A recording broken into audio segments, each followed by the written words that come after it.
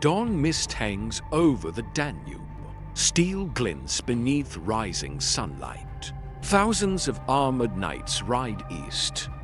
Banners of Burgundy, Hungary, France, the Holy Roman Empire.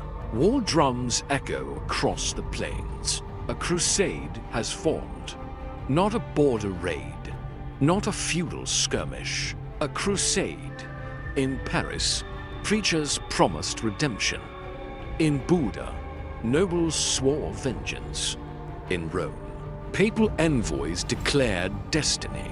They believed they were saving Christendom. They believed they were marching toward victory. They had not yet heard the thunder. The field of Battle of Kosovo is still soaked in blood. Murad I lies dead. An assassin's blade has pierced the Sultan of the Ottomans. The empire trembles. Inside the Ottoman command tent, the princes wait. Bayezid, Yaqub, only one can rule. There is no ceremony, no council vote, no prolonged debate. Bayezid acts. Yaqub is summoned and strangled, swiftly, silently, before the army even knows Murad is dead. This is not cruelty. It is doctrine. The Ottoman state does not tolerate divided sovereignty. Bayezid understands something essential. Speed is survival. He is declared Sultan on the battlefield itself. The soldiers kneel. The war does not pause. From this moment, his rule takes on its defining character. Kinetic, impatient, relentless. He earns a name quickly. Yıldırım, the Thunderbolt. The Balkans feel the acceleration immediately. Bulgaria resists. It falls. Vidin submits. Tarnovo collapses. Ottoman administration deepens. Not merely tribute, but incorporation. Further north, resistance hardens under Murcia I of Wallachia. The Danube becomes a frontier of fire. Murcia fights asymmetrically. Ambushes, terrain warfare, delayed engagements. Bayezid responds with overwhelming force. Wallachia bends, though never fully breaks.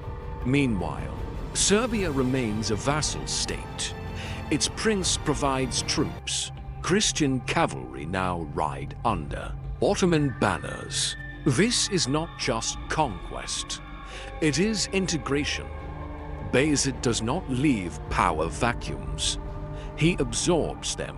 Each campaign ends faster than the last. Courts across Europe begin to whisper. He moves too quickly. He does not negotiate long. He does not wait. He strikes. In Constantinople, an emperor watches the horizon. Manuel II, Paleologos, understands the reality. The city is no longer the capital of an empire. It is an island. Ottoman forces tighten the ring. Supply lines thin. Trade routes narrow. Bayezid does not storm the walls. He suffocates them. He builds fortifications along the Bosporus. He blocks relief fleets. He squeezes slowly. Manuel writes desperate letters westward. But Europe is divided and distracted until fear unites them. In Hungary, alarm spreads. King Sigismund of Hungary calls for coalition. The papacy answers. French nobility responds with enthusiasm and ego. Young aristocrats seek glory. Among them, Jean de Nevers. They see the campaign as chivalric destiny. They believe Ottoman forces are merely Eastern raiders, undisciplined, inferior. Sigismund urges caution. He advises coordinated advance, scouting, defensive positioning. The French knights reject delay. They will charge. They will shatter the enemy. They will reclaim honor. Across the Danube, Bayezid receives word. He does not panic. He gathers forces calmly. Ottoman corps infantry, janissaries, Anatolian contingents, Serbian vassal cavalry. He chooses terrain carefully near Nicopolis. He waits. Battle of Nicopolis, September 1396. The Crusader army advances downhill. Against advice, French knights launch a frontal assault. They smash through light Ottoman skirmishers. Victory seems imminent. They press forward, but they have outrun their support. At the ridgeline, they meet disciplined infantry. Janissaries hold, arrows rain. Momentum slows, then stops. Bayezid releases reserves. Serbian heavy cavalry strike the Crusader flank. Encirclement begins. Hungarian lines collapse. Confusion spreads. Panic replaces chivalry. By sunset, the crusade disintegrates. Thousands captured. Thousands dead. Sigismund escapes by river. French nobles await ransom. Europe is shattered.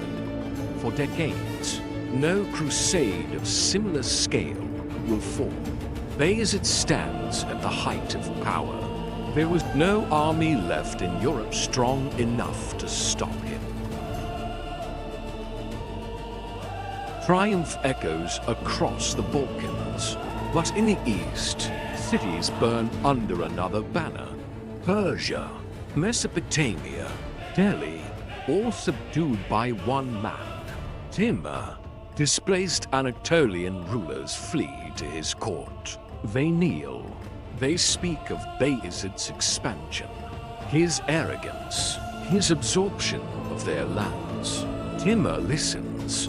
Then he writes. A letter arrives in Bursa, formal, cold, demanding recognition, demanding restraint. Bayezid replies sharply, mockingly. Neither ruler bends. To conquerors, to visions of supremacy.